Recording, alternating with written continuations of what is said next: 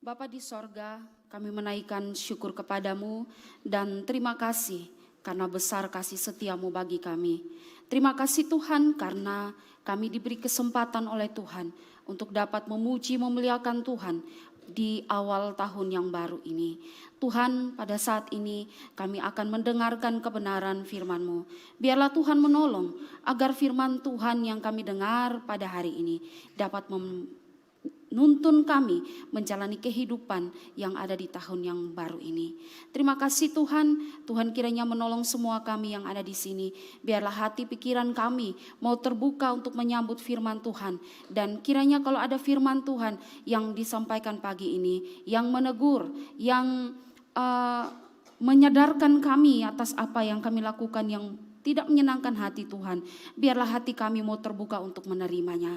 Dan kalau ada firman Tuhan yang disampaikan pagi ini, ada yang meneguhkan, ada yang menghibur, biarlah itu juga bisa menjadi penghiburan sejati bagi setiap kami.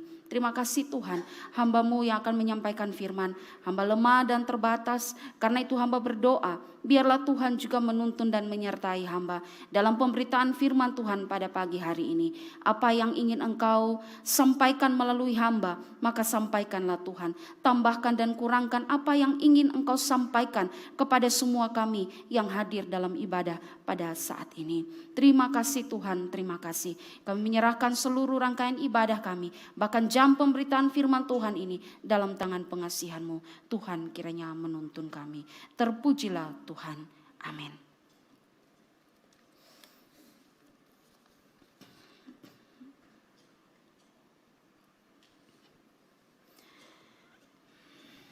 Shalom.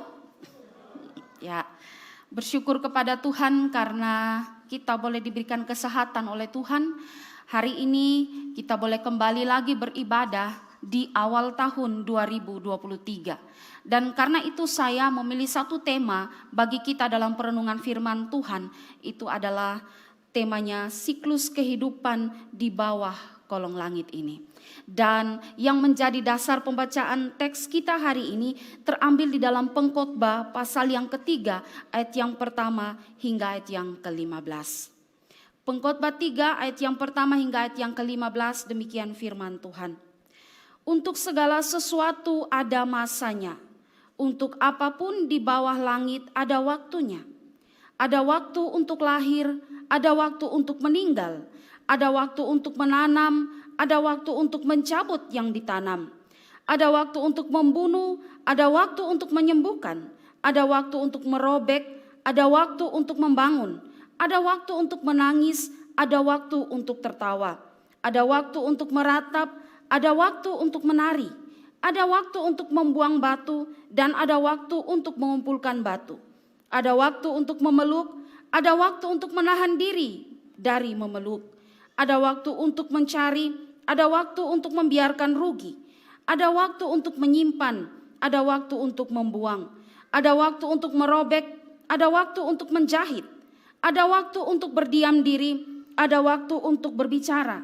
Ada waktu untuk mengasihi, ada waktu untuk membenci. Ada waktu untuk berperang, ada waktu untuk berdamai. Apakah untung pekerja dari yang dikerjakan dengan berjerih payah? Aku telah melihat pekerjaan yang diberikan Allah kepada anak-anak manusia untuk melelahkan dirinya. Ia membuat segala sesuatu indah pada waktunya. Bahkan ia memberikan kekekalan dalam hati mereka. Tetapi manusia tidak dapat menyelami pekerjaan yang dilakukan Allah dari awal sampai akhir. Aku tahu bahwa untuk mereka tak ada yang lebih baik daripada bersuka-suka dan menikmati kesenangan dalam hidup mereka. Dan bahwa setiap orang dapat makan dan minum dan menikmati kesenangan dalam segala jerih payahnya, itu juga adalah pemberian Allah. Aku tahu bahwa segala sesuatu yang dilakukan Allah akan tetap ada untuk selamanya. Itu tak dapat ditambah dan tak dapat dikurangi.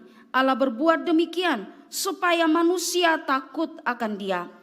Yang sekarang ada dulu sudah ada, yang akan ada sudah lama ada, dan Allah mencari yang sudah lalu. Demikian pembacaan teks firman Tuhan bagi kita pada pagi hari ini. Bapak Ibu Saudara yang terkasih dalam Tuhan, Ya, kita bersyukur karena kita bisa menikmati minggu pertama di tahun 2023. Ini adalah satu anugerah terbesar dari Tuhan bagi kita. Karena tidak semua orang bisa menikmati tahun 2023, apalagi menjalani minggu pertama di tahun 2023 ini. Kalau kita sejenak melihat ke belakang di tahun 2022 yang sudah lewat, maka kita bisa mendapati ada banyak hal yang sudah kita lewati bersama-sama. Ada suka, ada duka, ada bahagia, ada air mata, semua sudah kita lewati di tahun 2022. Bahkan ada yang berkata, bagi sebagian orang ada yang menganggap bahwa tahun 2022 adalah tahun yang terberat bagi hidupnya. Karena tahun itu penuh dengan duka cita, penuh dengan kegagalan, penuh dengan kepahitan. Di tahun 2022 saya harus kehilangan orang-orang yang terkasih, dan bagi saya itu adalah tahun yang terberat. Tapi bagi sebagian orang tahun 2022 adalah tahun yang membawa hoki, yang membawa keberuntungan. Karena apa? Karena di tahun 2022 dia mendapat jabatan. Di tahun 2022 ada sukacita keberhasilan yang diraih. Ada keberhasilan dalam usaha dan pekerjaan. Ada kelahiran yang sudah dinantikan selama ini. Bahkan sukacita lainnya didapat di tahun 2022. Dan karena itu ada yang mengatakan bahwa tahun 2022 tahun terbaik. Tapi saudara, kalau kita sejenak melihat ke belakang dengan waktu-waktu yang sudah kita lewati, masa hidup yang sudah kita lewati di tahun 2022, satu kata yang bisa kita katakan bahwa syukur kepada Tuhan. Entah itu tahun yang baik, entah itu tahun yang tidak baik sekalipun, dalam pertolongan Tuhan kita boleh melewatinya. Ya, kita boleh melewati masa dan waktu di tahun 2022. Dan sekarang karena berbicara tentang siklus kehidupan manusia di bawah kolong langit ini, maka saya mengajak kita untuk kembali melihat tentang waktu-waktu hidup kita. Saudara, di dalam kitab Pengkhotbah pasal yang ketiga ini yang kita baca, di sini juga berbicara tentang waktu kehidupan semua manusia yang ada di bawah kolong langit ini. Kita perhatikan di dalam ayat yang pertama sampai ayat yang ke-8, di situ menyatakan tentang waktu-waktu yang dialami. Ya, kita kembali lagi baca Pengkhotbah 3 ayat 1 sampai 8, dikatakan untuk segala sesuatu ada masanya, dan untuk apapun di bawah kolong langit ada waktunya. Lalu dilanjutkan dengan ada waktu untuk lahir, ada waktu untuk mati, ada waktu untuk menanam, ada waktu untuk mencabut yang ditanam, ada waktu untuk membunuh, ada waktu untuk menyembuhkan, ada waktu membongkar, ada waktu membangun, ada waktu menangis, ada waktu tertawa, ada waktu meratap, ada waktu menari-nari, ada waktu membuang batu, ada waktu mengumpulkan batu, ada waktu memeluk, ada waktu menahan diri dari memeluk, ada waktu mencari, ada waktu menghilang, ada waktu menyimpan, ada waktu membuang, ada waktu merobek, ada waktu menjahit, ada waktu mencintai, ada waktu membenci, ada waktu peperangan, ada waktu untuk berdamai. Ya, di sini pengkhotbah menulis tentang segala sesuatu itu ada waktu dan ada masanya. Salomo di sini menulis tentang waktu atau sebuah siklus kehidupan manusia yang terus berputar di bawah kolong langit ini. Ya, siklus itu artinya putaran waktu yang di dalamnya terdapat rangkaian kejadian yang berulang-ulang secara tetap dan teratur. Semua yang terjadi dalam kehidupan di bawah kolong langit ini itu berputar sesuai dengan siklusnya, berjalan secara teratur, ada waktu, ada masanya. Ya, jadi di sini Salomo ingin menuliskan tentang siklus kehidupan manusia yang sudah, sedang, dan akan terjadi di bawah kolong langit ini. Ya. Dan karena itu pada pagi hari ini saya mau mengajak kita untuk melihat ada kebenaran-kebenaran rohani di bawah kehidupan yang kita alami ini. Siklus hidup yang terus berputar di bawah kolong langit ini. Ada pelajaran-pelajaran rohani yang bisa kita lihat di dalamnya. Yang pertama, apa yang bisa kita ambil pelajaran rohani tentang kehidupan yang berputar di bawah kolong langit ini. Yang pertama, bahwa siklus kehidupan di bawah kolong langit ini terjadi dalam penentuan Tuhan. Ya, siklus kehidupan ini terjadi dalam penentuan Tuhan. Saudara, di awal dari kitab Pengkhotbah pasal 3 ayat yang pertama mengatakan bahwa untuk segala sesuatu ada masa, untuk apapun di bawah langit ada waktunya. Ada masa, ada waktu. Ayat ini dalam bahasa Indonesia sehari-hari dikatakan segala sesuatu di dunia ini terjadi pada waktu yang ditentukan oleh Allah. Segala sesuatu di dunia ini terjadi pada waktu yang ditentukan oleh Allah. Kalau segala sesuatu yang terjadi ditentukan oleh Allah, maka dengan kata lain bahwa Allah yang menentukan, Allah yang mengatur segala sesuatu di bawah kolong langit ini. Itu berarti bahwa ada tangan Tuhan yang mengatur dan merenda segala jalan kehidupan kita yang ada di bawah kolong langit ini. Ini berarti bahwa tidak ada satu hal yang kebetulan yang terjadi dalam hidup kita yang tidak ditentukan dan diatur oleh Tuhan. Tidak ada hal yang terlalu besar atau hal yang terlalu remeh, yang kecil yang tidak diatur oleh Tuhan. Tidak ada satu hal apapun yang terjadi di bawah kolong langit ini di luar dari penentuan dan di luar dari pengaturan Tuhan. Ya, Matthew Henry berkata, hal-hal yang menurut kita paling tidak berguna dan kebetulan dalam pertimbangan dan rencana Allah telah ditetapkan sampai waktu persis terjadinya, serta tidak dapat dipercepat atau ditunda sejenak pun. Wah, segala sesuatu yang menurut kita tidak terduga dan kebetulan atas pertimbangan dan rencana Allah ditetapkan sampai waktu persis terjadinya. Saya bayangkan waktu persis terjadinya. Ini misalnya kalau Tuhan mengatur kita bertemu dengan jodoh misalnya. Ketemu di pasar impres, di atas motor Beat warna putih, pakai baju warna ini, berdiri pas posisi begini. Tuhan su atur, jadi bukan kebetulan. Persis Tuhan atur. Lu berdiri di mana, posisi karmana, gaya rambut karmana, celana pendek, semua Tuhan atur. Persis dan tidak ada yang meleset. Ya, bahkan ketika kita mati pun juga Tuhan atur caranya, lu kena hantam dengan trek dari belakang, lu terlempar pi kanan kiri, apa yang pica itu sudah atur oleh Tuhan.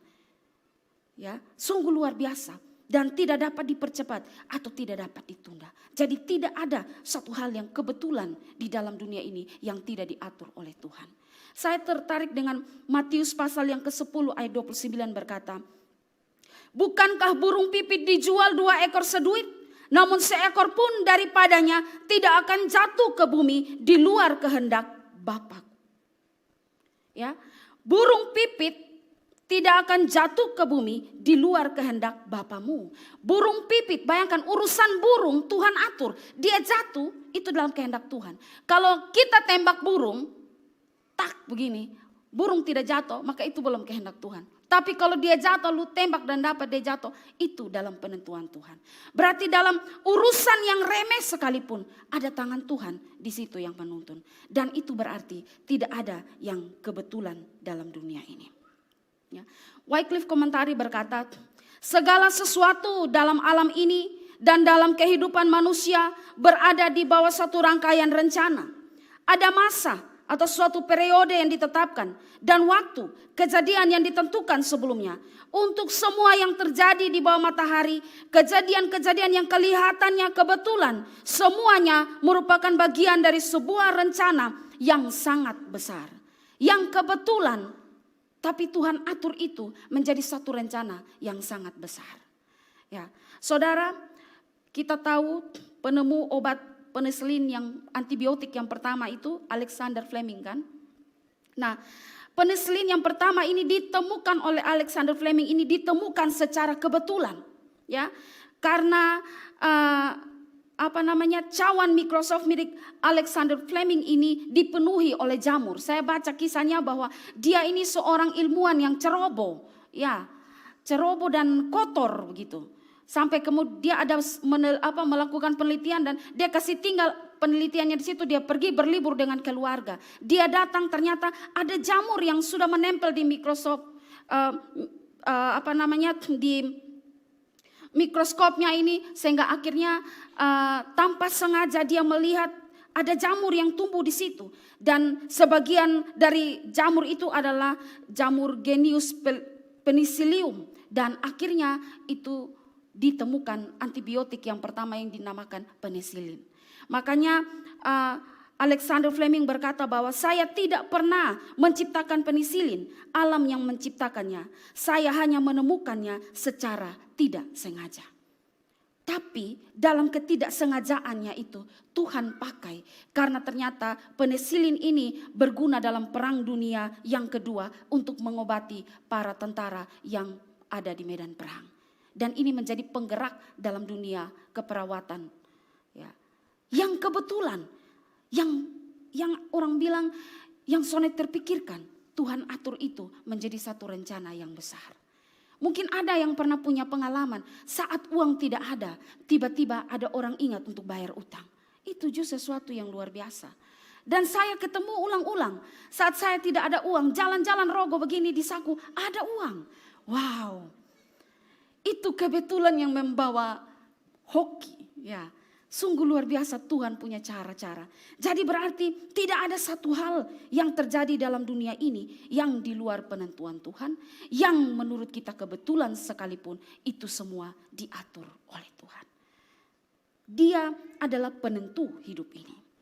Nah, saudara, jika kehidupan di bawah kolong langit ini ada dalam penentuan Tuhan, maka yang pertama, jangan mempercayakan diri kepada manusia. Jangan percaya kepada manusia, menaruh harapan kepada manusia. Dia bukan penentu hidupmu. Jangan percaya pada manusia, apalagi percaya kepada ramalan-ramalan dan paranormal dan dukun-dukun. Jangan percaya, karena mereka bukan penentu hidupmu. Apalagi kalau di awal tahun ini ramalan di mana-mana. Saya coba lihat-lihat di TikTok, ada muncul video di TikTok kasih keluar bahwa aduh kesian ya yang di tahun lalu ada sio-sio yang zodiak yang kurang beruntung. Di tahun ini zodiak Leo berjaya, Gemini berjaya, Scorpio berjaya. Wow, akan ada seseorang yang engkau nanti akan datang di bulan April, ya. Akan ada keberhasilan yang engkau raih, jabatan tinggi dan sebagainya. Wah, terlalu banyak dan banyak juga yang percaya. Bahkan di kalangan masyarakat NTT Kota Kupang, ya, khususnya NTT umumnya, ada yang percaya bahwa si A mati karena Suwangi yang buat dia. Si A mati kan dia karena Suwangi, dukun yang buat dia. Hei, Suwangi, dukun tidak punya hak untuk mencabut hidupmu. Dia tidak punya kuasa untuk hidupmu. Suwangi, dukun tidak punya kuasa untuk mencabut nyawamu. Tapi kenapa ada orang mati karena Suwangi? Karena Tuhan menentukan lu mati dengan cara demikian. Karena Tuhan menentukan kita mati dengan cara demikian. Tapi ingat saudara, kalau kita adalah anak Tuhan, kita orang yang sudah percaya kepada Kristus sebagai Tuhan dan Juru Selamat, maka Suwangi, dukun, kuasa gelap tidak mampan pada kita. Tapi kalau yang mati karena kena Suwangi, itu dalam penentuan Tuhan. Tuhan tetapkan demikian. Jadi jangan percaya kalau dia Suwangi hebat. Suwangi dari Pulau Samau paling hebat. Jadi hati-hati. Ya, kalau nona ditembak nyong tidak mau, cinta ditolak, dukun bertindak pakai dukun dari Belu. Wah, dia hebat. Dia kedip satu kali, nona lari iko. Ingat saudara, mereka tidak menentukan dan tidak punya kuasa atas hidup ini. Hanya Tuhan yang berkuasa atas hidup ini. Ya. Jikalau dalam kehidupan di bawah kolong langit ini ada dalam penentuan Tuhan, maka ini membuktikan bahwa manusia tidak dapat atau tidak mampu mengendalikan masa depannya. Dia tidak mampu mengatur hari-hari hidupnya. Ia tidak dapat mengontrol apa yang akan terjadi atau apa yang akan menimpa hidupnya. Baik susah maupun senang, dia tidak bisa mengatur untuk kehidupannya. Dia terbatas. Tuhan di atas segala sesuatu yang bisa mengontrol, yang bisa mengatur susah senang dalam hidup seseorang.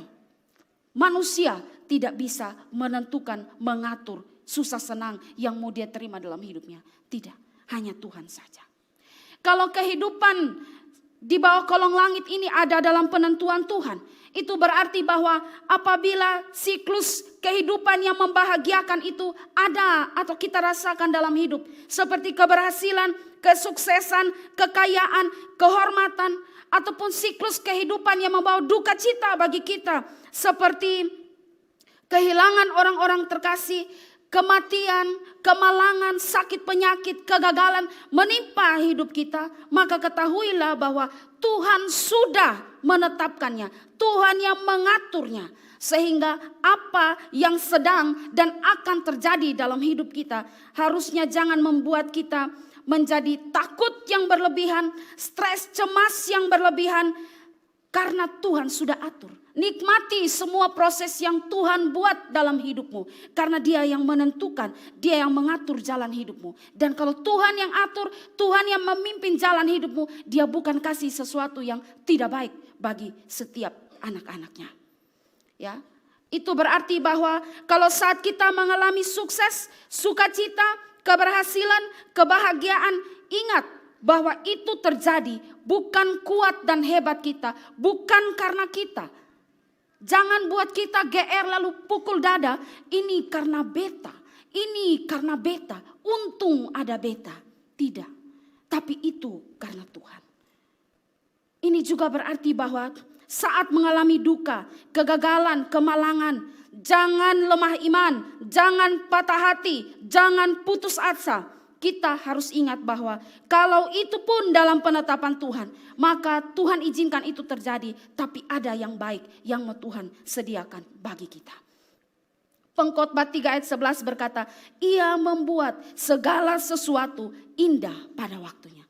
Indah pada waktunya. Waktu siapa? Bukan waktu kita, tapi waktu Tuhan. Dia yang mengatur, Dia yang menuntun sesuai dengan waktu dan kehendak dari Tuhan. Saudara, sebelum masuk tahun 2023 sudah ada yang was-was tentang beredar kabar bahwa ada resesi ekonomi di tahun 2023. Tahun ini akan sulit.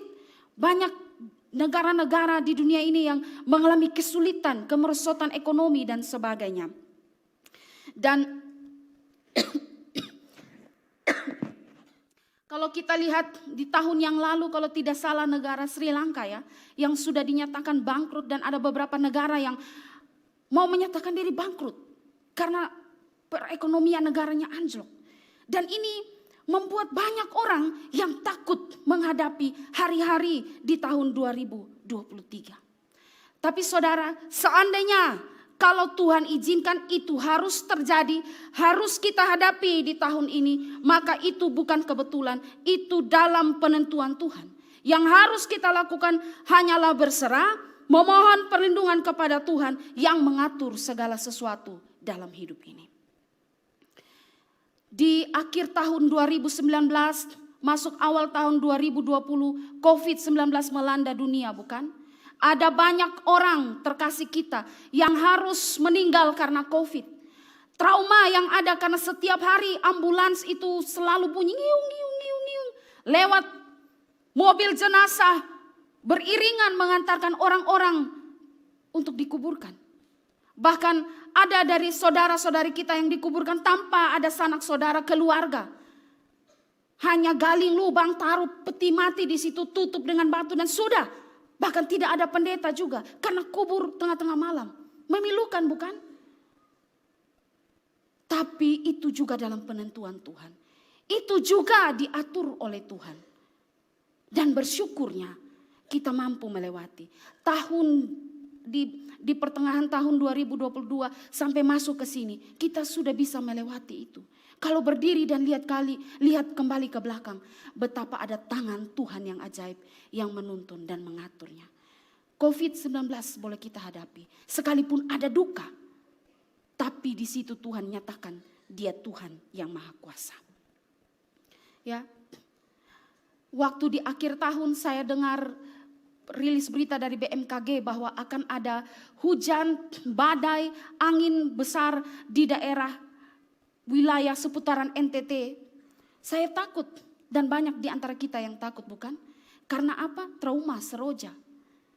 Gara-gara seroja, hujan angin sedikit, anak saya bilang, mama seroja. Betapa mereka masih trauma dengan seroja. Tapi kita harus ada di penghujung tahun kemarin. 24 Desember malam hujan, 25 hujan. Son kasih barenti ketong untuk datang gereja juga. Hujan, angin kencang. Daerah Flores Timur ada ratusan rumah yang rusak. Ada saudara saya di sana, dia WA saya, dia bilang, maunya kami pulang gereja, angin sudah koko bawa ame dapur rumah. Karena angin terlalu kencang. Mereka ada di daerah pesisir pantai. Lalu saya ingat doa saya waktu itu. Kami doa di sini, di gereja untuk pelayanan 31 tanggal 1. Saya berdoa, saya bilang, Tuhan, kalau saya minta Tuhan menolong kami dalam cuaca ekstrim ini. Kalau boleh Tuhan, tidak terjadi ini hujan angin. Tuhan bawa awan ini, atur segala macam ini, udara dan segala macam ini supaya tidak terjadi. Tapi jikalau Tuhan izinkan itu terjadi, maka Tuhan tolong lindungi kami. Karena kami masih takut dengan seroja Tuhan. Saya ingat doa saya. Karena saya tahu alam semesta ini ada dalam genggaman Tuhan. Dia menentukan, dia yang mengatur. Ya. Ada satu artikel yang bagus saya kutip di sini. Dia berkata bahwa Allah berdaulat dalam diri kita. Bagian kita ada melakukan yang terbaik dalam setiap proses yang ada. Hidup dalam penyerahan kepada kedaulatan Allah yang mendesain hidup kita dengan rencana dan rancangan hidup dalam keindahan dan damai sejahtera. Bukan saja dalam hidup sekarang ini, tapi dalam kekekalan. Dia yang berdaulat dalam diri kita melakukan segala sesuatu. Maka yang bisa kita lakukan adalah hidup dalam penyerahan kepada kedaulatan Allah. Dia yang menuntun, mengatur segala sesuatu. Ya.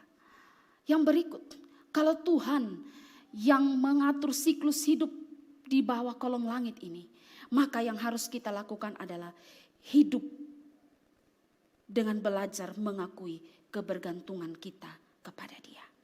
Bahwa kita bergantung kepada Dia. Bahwa hidup kita harus terpaut kepada Dia. Bahwa kita membutuhkan Dia setiap saat dalam hidup. Karena semua Dia yang atur. Dia tahu yang terbaik. Jadi kita sebagai umatnya bergantung hidup kepada Dia. Yeremia pasal 7 ayat 17 ayat 7 berkata, diberkatilah orang yang mengandalkan Tuhan dan menaruh harapan kepada Tuhan.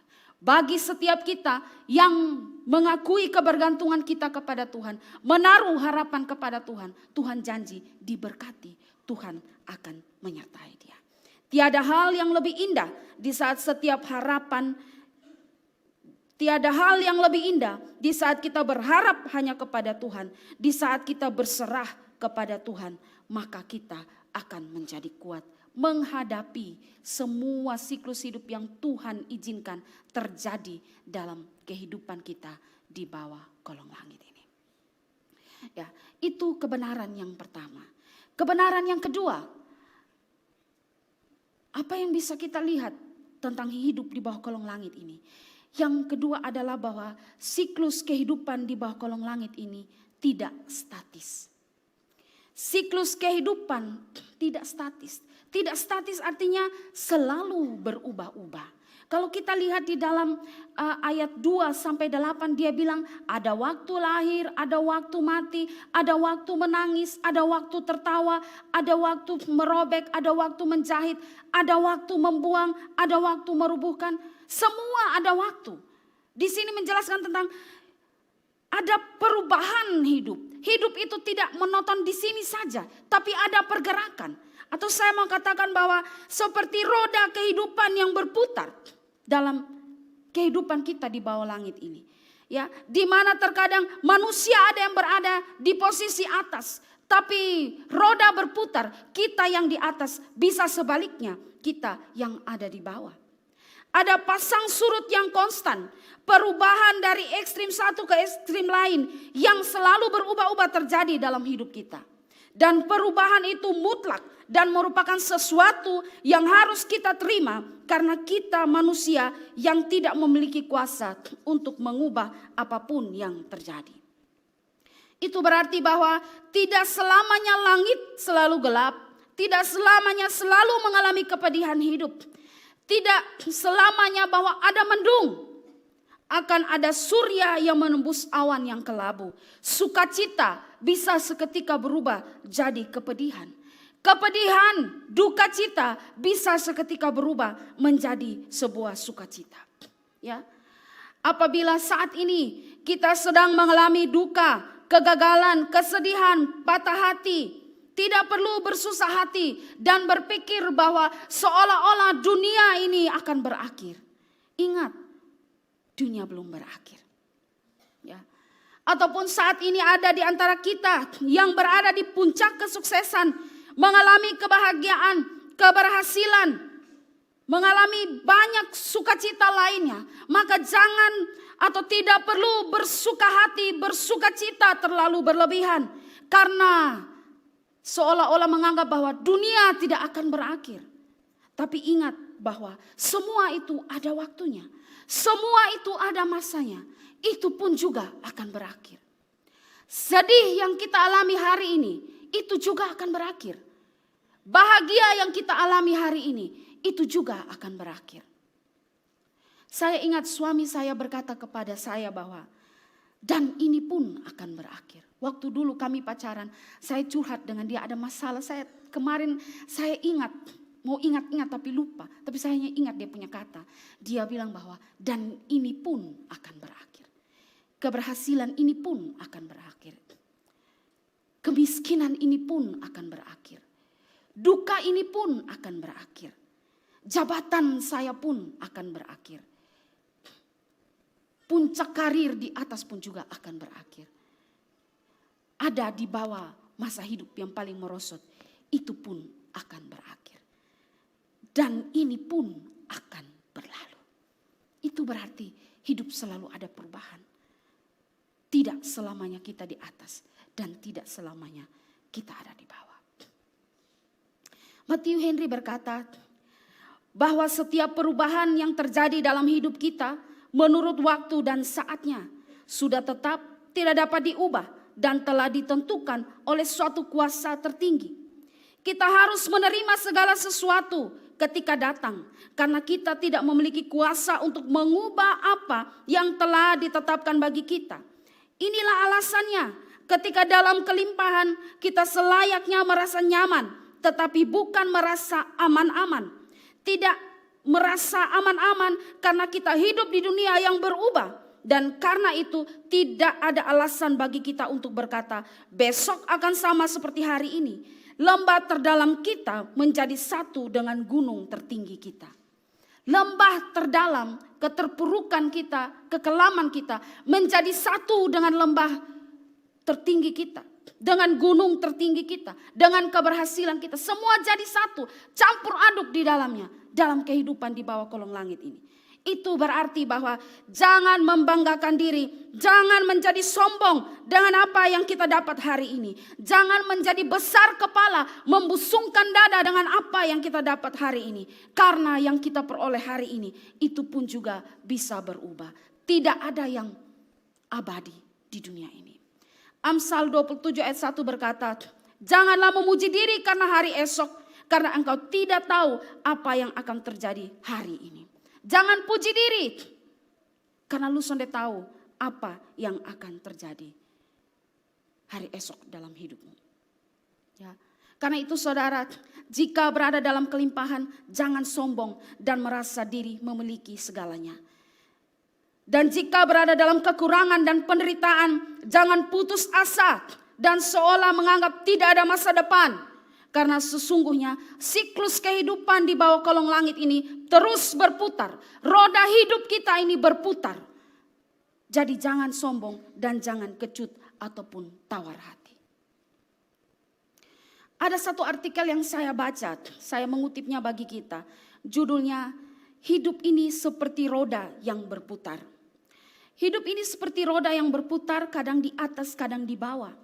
Jika pada hari ini kita sedang berada di atas, keadaan kita mungkin lebih baik, lebih sehat, lebih berkecukupan, lebih populer, atau lebih beruntung bila dibandingkan dengan orang lain di sekitar kita. Namun keadaan sedang di atas ini janganlah menjadikan kita menjadi orang sombong, apalagi sampai merendahkan orang lain. Semua yang ada di dunia tidaklah kekal alias sementara atau fana. Kita tidak tahu apa yang akan terjadi esok. Tidak ada perkara yang mustahil. Orang lain yang hari ini dipandang lebih rendah dan kurang beruntung, bisa saja di kemudian hari menjadi orang yang berhasil, lebih kaya, lebih mujur, atau bahkan lebih terkenal. Dalam segala keadaan, hendaklah kita selalu ingat kepada Tuhan, Sang Pemberi. Bermegahlah karena Tuhan, bukan karena apa yang sudah kita miliki. Bermegahlah karena Tuhan, bukan karena kita, bukan karena apa yang kita miliki. Karena itu pemberian Tuhan. Saudara, saya mau tunjukkan satu foto. Saudara tahu foto ini? Ada satu foto bisa ditampilkan? Ya, ada yang kenal dia? Ia adalah Arnold Schwarzenegger. Ya, ia seorang aktor dan juga mantan wali kota California. Dia mengunggah fotonya yang sedang tidur di jalan di bawah patung perunggu dirinya yang terkenal. Dan dengan sedih dia menulis bagaimana waktu telah merubah keadaan. How times have changed. Bagaimana waktu telah merubah keadaan. Saya baca artikelnya, tulisannya itu bilang begini. Alasan dia menulis kalimat itu bukan cuma karena ia sudah tua. Tapi ketika ia menjadi gubernur California, ia meresmikan sebuah hotel dengan patung dirinya. Pemilik hotel bilang, kapan saja Anda bisa datang dan dapat kamar yang akan disediakan untuk Anda. Ketika Arnold sudah tak lagi menjadi gubernur dan pergi ke hotel tersebut, pemilik hotel menolak memberikan kamar dan bilang bahwa Arnold harus membayar dengan alasan mereka lagi ada banyak permintaan kamar. Sambil membawa kantong tidurnya, Arnold berdiri di bawah patung dirinya dan menjelaskan apa yang ia ingin sampaikan. Dia katakan, ketika saya berada di posisi penting, mereka selalu memujiku. Dan ketika saya kehilangan posisi tersebut, mereka melupakan saya dan tidak menepati janjinya. Jangan percaya posisi Anda atau jumlah uang yang Anda miliki atau kekuatan Anda atau kecerdasan Anda itu tidak akan bertahan. Arnold mencoba mengajarkan semua orang bahwa ketika Anda penting di mata orang, semua adalah teman Anda. Tapi begitu Anda tidak lagi memberi manfaat sesuai keinginan mereka, maka Anda tak lagi penting. Foto ini ingin menunjukkan bahwa hidup itu tidak statis, selalu berubah, dan bahwa tidak ada yang abadi. Harta, jabatan, kekuasaan tidak ada yang abadi. Ya, dulu jadi wali kota diterima di mana-mana, tapi sekarang tidak jadi wali kota tidak dipandang. Ya, Noah Ben berkata, tak ada yang abadi. Ya, kiri suara, silahkan terus yang tahu. Tak ada yang abadi. Tak ada yang abadi dalam dunia ini. Kalau di atas, ingat itu sementara. Kalau susah, jangan patah iman. Ingat ini pun akan berlalu. Ya, mengapa Tuhan membuat siklus kehidupan manusia itu selalu berubah? Kenapa? Saya pikir-pikir bahwa supaya kita selalu memandang kepada Tuhan. Karena kalau ada di posisi atas dan tetap di posisi atas, kita akan pandang Tuhan itu siapa?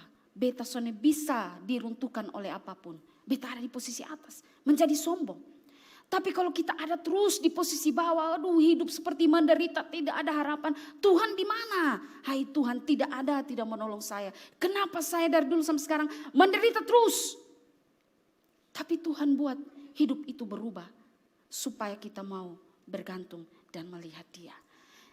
Ada ayat yang sangat bagus, saya ingat ayat ini, tadi pagi saya tambahkan dalam Amsal 30 ayat 8-9. Tidak ada di slide, saya hanya baca. Dikatakan, jauhkanlah daripadaku kecurangan dan kebohongan. Jangan berikan kepadaku kemiskinan atau kekayaan. Biarkanlah aku menikmati makanan yang menjadi bagianku, supaya kalau aku kenyang, aku tidak menyangkalmu dan berkata, siapa Tuhan itu? Atau kalau aku miskin, aku mencuri dan mencemarkan nama Allahku. Hidup berputar, Tuhan memberikan kepada kita sesuai dengan bagian kita, supaya kita ingat Dia. Tapi supaya kita yang ada di bawah jangan mencoreng kemuliaan nama Tuhan. Jadi kalau hidup itu berputar, ada di atas ingat Tuhan, ada di bawah ingat Tuhan. Tuhan mengatur semuanya. Ya. Kalau hidup itu juga terus berputar, masa dan waktu ini berganti. Maka dengan kata lain, kesempatan hidup kita juga di dunia ini sempit atau terbatas. Ada waktu, ada masa. Untuk itu, kalau Tuhan masih kasih waktu dan ada masa kita mengisi hidup ini, maka isilah hidupmu dengan hal-hal yang baik. Pergunakanlah hidupmu dengan hal-hal yang positif, bukan dengan hal-hal yang negatif. Masa dan waktu yang Tuhan kasih untuk kita, pakai itu, percaya kepada Yesus Kristus sebagai Tuhan dan Juru Selamat. Akan ada waktunya saudara menyesal, tidak ada kesempatan, tidak ada waktu lagi bagi saudara. Semua sudah end, berakhir dan saudara menyesal. Percuma. Kalau masih ada kesempatan dalam dunia ini, masih ada waktu dalam dunia ini, pakai untuk percaya kepada Kristus.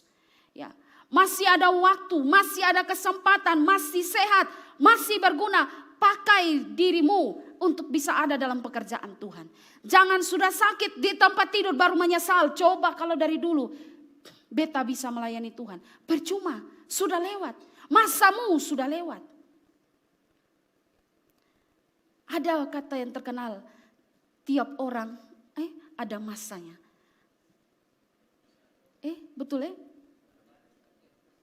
Tiap masa ada orangnya. Oh, tiap orang ada masanya, tiap orang ada waktunya. Ya, tiap orang ada masanya.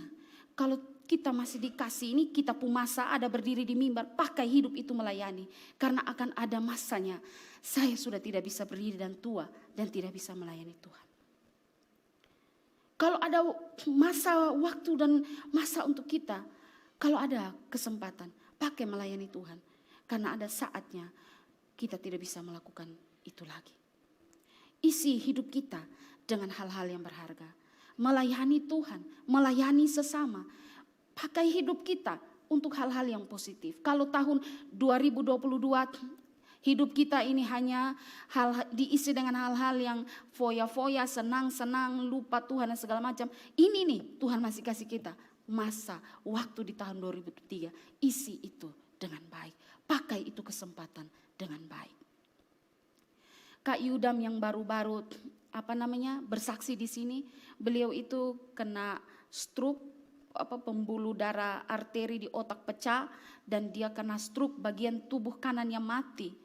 Dan kami berkunjung ke rumahnya itu, sebelah kanannya mati dan di kursi roda. Tempat tidurnya itu sudah pakai tempat tidur rumah sakit yang bisa kasih naik bagian atasnya. Sedih sekali. Dia bilang, aduh, KO-nya 30 tahun ini beta suka kena stroke. Miris betul. Kalau beta sehat, beta mau melayani. Bayangkan, di titik sakit itu dia, dan Tuhan kasih kesempatan dia bisa sehat, bisa berdiri bersaksi di sini. Dan saya bersyukur bahwa dia bisa jalan pas di ulang tahun saya yang ke-17. Di 17 November. Dan bagi saya itu pemberian Tuhan yang terindah. Dia bisa jalan dan menjadi kesaksian bagi banyak orang. Pakai hidup dan waktu kita dengan baik. Itu yang kedua. Yang ketiga. Yang ketiga, bahwa siklus kehidupan ini terjadi untuk kebaikan orang percaya. Ya, tadi dikatakan bahwa Tuhan yang menentukan segala sesuatu di dalam dunia ini. Yang kedua adalah siklus kehidupan dalam dunia ini selalu berputar. Dan yang ketiga adalah siklus kehidupan ini terjadi untuk kebaikan orang percaya. Saudara, satu iman yang harus ada dalam diri setiap kita orang percaya bahwa apa yang Tuhan buat tentunya membawa kebaikan bagi anak-anaknya. Mari kita lihat di dalam Pengkhotbah 3 ayat 14 dikatakan, aku tahu bahwa segala sesuatu yang dilakukan Allah akan tetap ada untuk selamanya. Itu tidak dapat ditambah atau tidak dapat dikurangi. Allah berbuat demikian supaya manusia takut akan Dia. Allah berbuat demikian supaya manusia takut akan Dia. Takut di sini bukan berarti katong takut setan, atau takut di sini bukan berarti Allah buat segala sesuatu supaya menakut-nakuti kita yang ada di bawah bumi ini. Tidak. Tapi takut di sini artinya bahwa supaya manusia memberikan penghormatan yang begitu indah dan agung kepada Tuhan yang mengatur segala sesuatu. Itu berarti bahwa yang Dia buat, apapun itu yang terjadi dalam hidup kita, ada tujuan, ada maksud bagi kita dan juga mendatangkan kemuliaan bagi namanya. Saudara, Tuhan memiliki tujuan untuk semua hal yang Dia lakukan di bawah kolong langit ini. Dalam menjalani siklus kehidupan di bawah kolong langit ini, seperti yang disebutkan di dalam ayat 2 sampai ayat yang ke-8 dalam bacaan kita tadi. Seperti mengatakan bahwa ada Allah yang aktif bekerja mendatangkan kebaikan bagi orang percaya dalam segala apa yang Dia lakukan. Walaupun segala yang terjadi saat ini sulit kita mengerti, kita tidak pahami, sepertinya sia-sia semua yang kita kerjakan di bawah matahari ini. Ya, membangun tapi akhirnya roboh. Menyatukan tapi akhirnya harus terpisah. Berdamai tapi akhirnya harus berperang dan sebagainya. Seolah-olah percuma saja jerih payah kita di bawah kolong langit ini. Tapi ingat bahwa semua itu Tuhan lakukan ada maksud dan tujuan kita. Ada yang penuh pertanyaan dalam hidup ini. Mengapa begini dan begitu Tuhan? Mengapa Tuhan buat begini dan begitu Tuhan? Mengapa harus memberikan saya ujian yang demikian berat?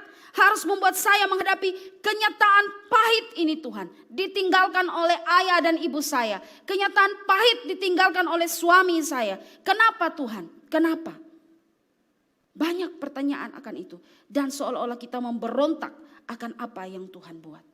Ada seorang teman saya, dia datang dan berkata, kakak, saya setia melayani Tuhan.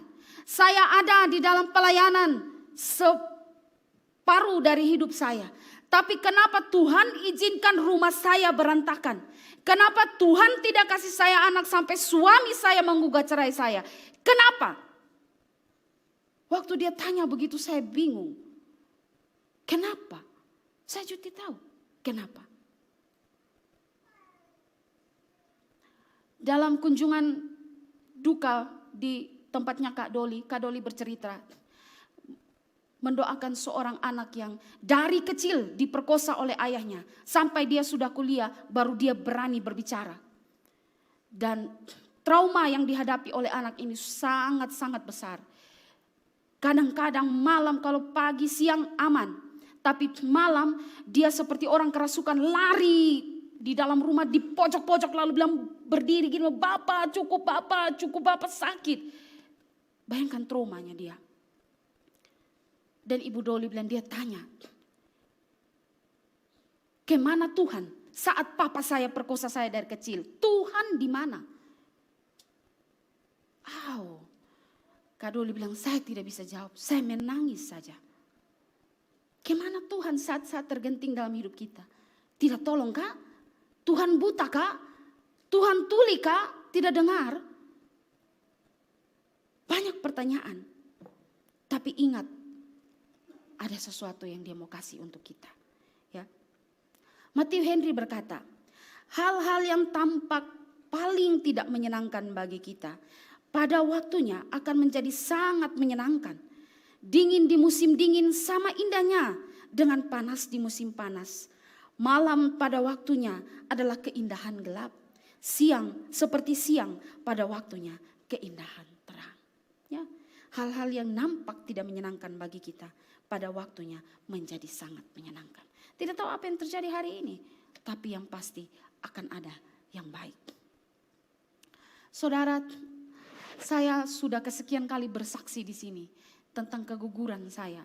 Waktu tahun 2015 saya menikah, suami saya tugas di Larantuka, dia sakit dan saya harus ikut dia ke Larantuka. Saya ambil cuti di luar pertanggungan gereja selama 1 tahun dan saya pergi dan kami nikah waktu itu bulan Juli, saya di bulan September Tuhan sudah kasih karunia saya hamil 1 bulan.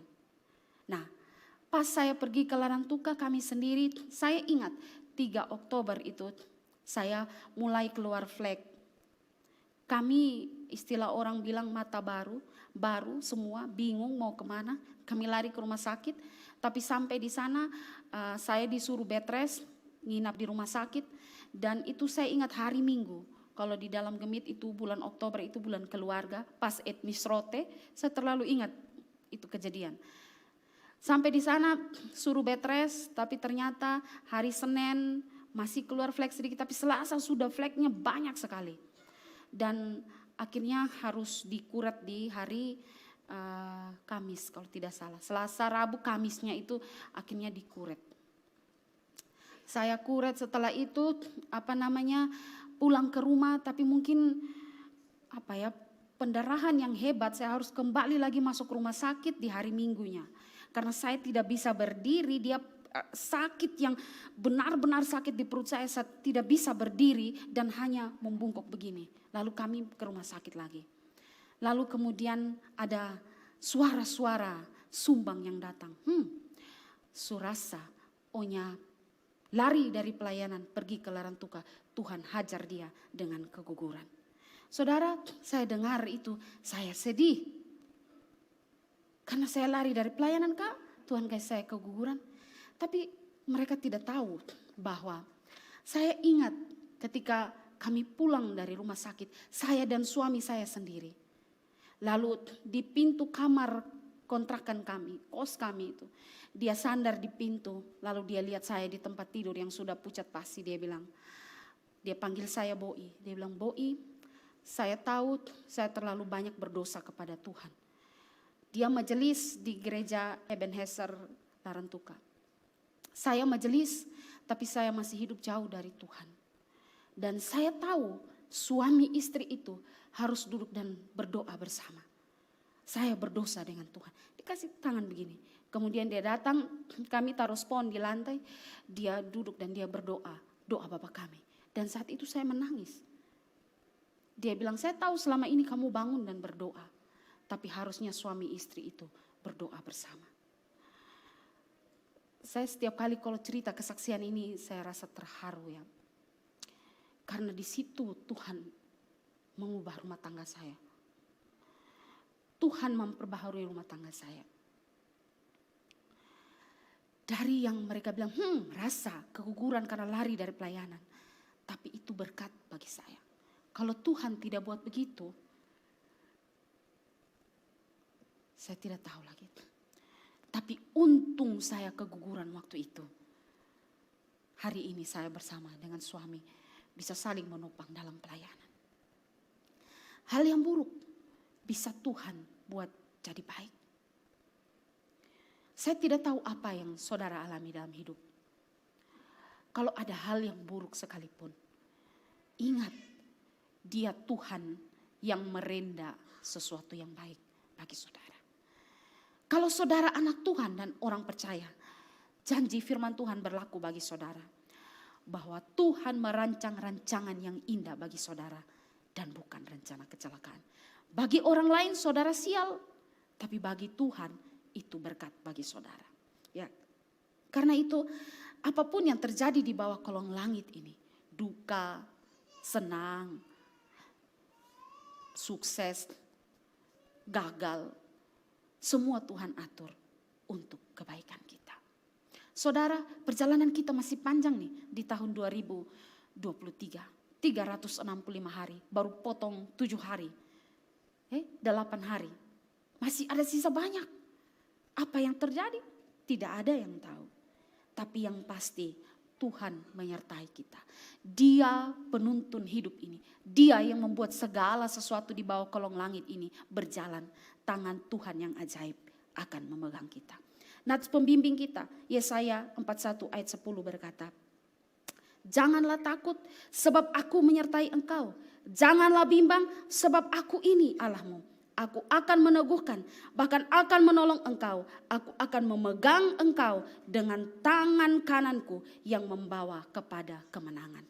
Kalau Tuhan yang memegang kita dengan tangannya yang perkasa, jangan takut jalani hidup ini dengan semua siklus kehidupan yang mungkin kita akan alami di sepanjang tahun 2023. Di jalanku diiring itu cukup bagiku, asal kita berada dalam tuntunan Tuhan. Kiranya firman Tuhan hari ini dapat memberkati kita, menyertai kita menjalani hidup di tahun 2023, tapi juga memberikan kekuatan bagi keluarga yang hari ini membawa anaknya untuk dibaptis, dan ada satu saudara yang akan diteguhkan dalam peneguhan sidi. Tuhan akan menyertai kita dalam segala langkah hidup kita. Tuhan memberkati kita. Amin. Saya mengajak jemaat Tuhan, pemusik,